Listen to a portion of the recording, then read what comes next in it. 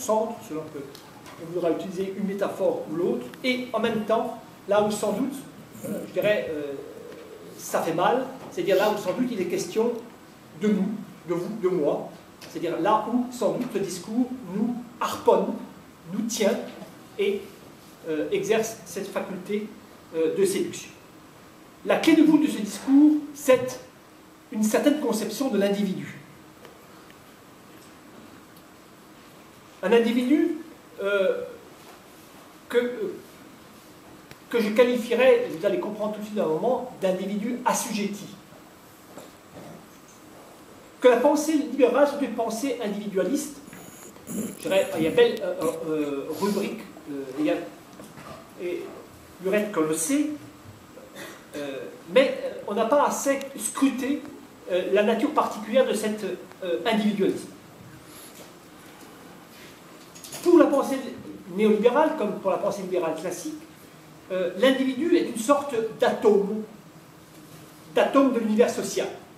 L'univers social, tel que la conçoit la pensée libérale, peut en définitive s'analyser jusqu'à mettre en évidence une espèce de résidu dernier, de réalité dernière et première à la fois de toute existence sociale qu'est l'individu.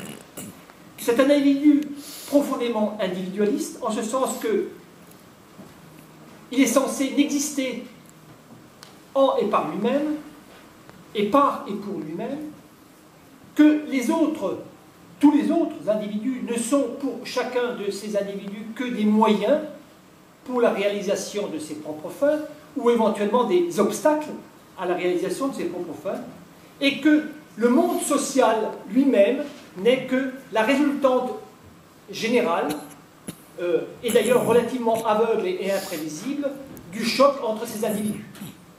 Il y a quelqu'un qui a parfaitement dit cela, bon, et qui l'a résumé avec la foi du charbonnier et de l'écolier qui a bien appris sa leçon et qui la répète, c'est Madame Thatcher, qui a dit un jour, la société n'existe pas. Il n'existe que des individus.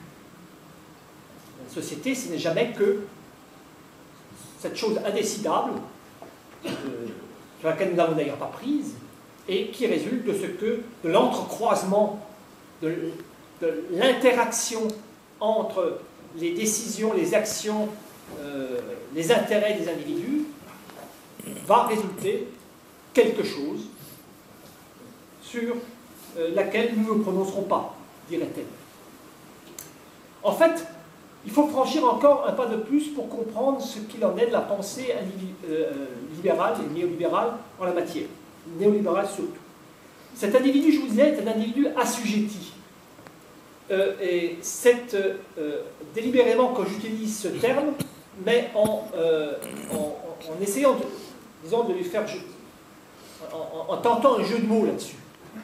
L'individu est assujetti au sens où il est dominé, mais au sens où aussi il est assigné à la position de sujet, à la position d'individu autonome. Un sujet, c'est en principe aussi un être qui dispose d'une capacité d'autonomie, c'est-à-dire d'une capacité à fixer par lui-même,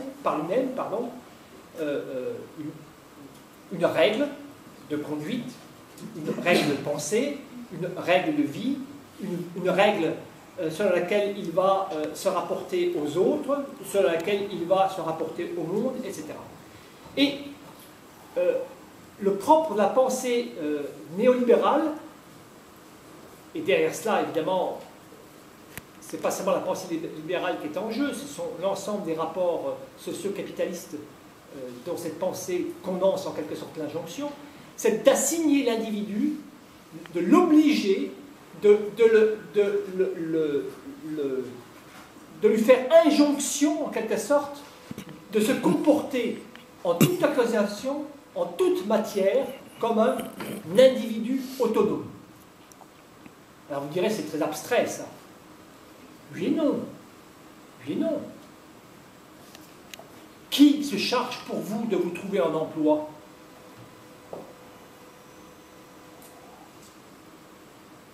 Vous êtes tous tenus de vous trouver un emploi.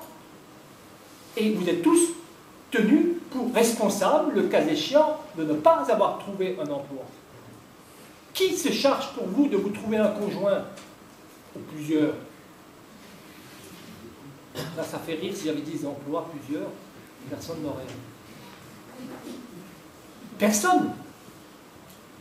Vous seul. Et responsable serez-vous si vous n'en trouvez pas. Ou qu'un seul. D'accord? Et on pourrait multiplier ainsi les exemples. Nous sommes à tout moment mis devant cette injonction de nous comporter comme des individus sujets. C'est la loi fondamentale à laquelle les individus sont tenus. C'est la loi qui les tient tous, qui les tient en les constituant comme sujets.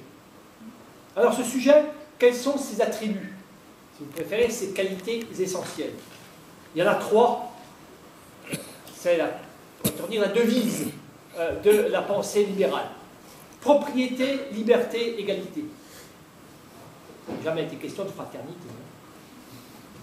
D'ailleurs, le terme de fraternité, la devise républicaine, vient beaucoup plus tard, l'invention de la fin du XIXe siècle. La propriété. Cet individu est avant tout un propriétaire privé. Propriétaire privé de quoi? Mais propriétaire privé d'abord de sa personne, de ses facultés, du fruit de ses facultés, des propriétés qui peuvent résulter du fruit de ses facultés, etc. Et ces propriétés, il doit les faire valoir un maximum sur le marché. Autrement dit, c'est un individu qui doit se rapporter à lui-même comme un capital humain, on retrouve le terme, qu'il s'agit de faire fructifier. Être à soi-même le capitaliste de son propre capital humain. Voilà l'autre injonction, qui n'est jamais que le développement de la précédente, qui est faite. Comportez-vous, rapportez-vous à vous-même comme à un capital à faire fructifier sur le marché. Voilà ce que on vous répète à tour de bras, à tour de chant, la chanson, à tour de film, à tour de slogan publicitaire.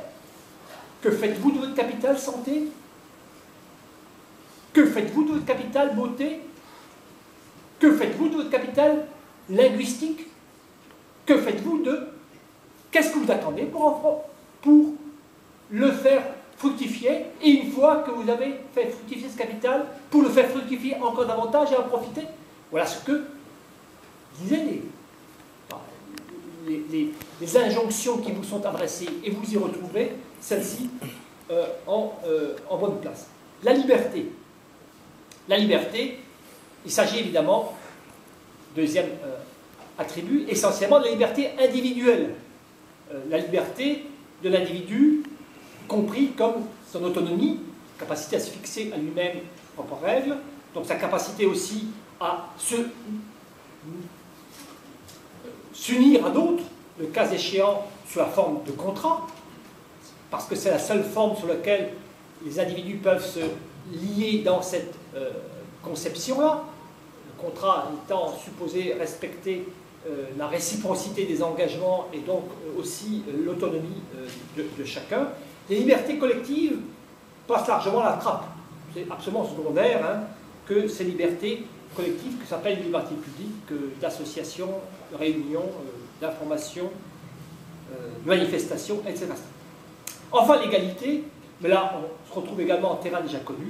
On sait qu'il s'agit essentiellement d'égalité juridique et civique, égalité purement formelle, qui ne préjuge absolument pas de toutes les inégalités qui peuvent en résulter, et dont on comprend qu'elles doivent en résulter nécessairement de ce jeu-là, puisque tout va dépendre, évidemment, avant tout, de la faculté des individus à mettre en valeur leur capital personnel,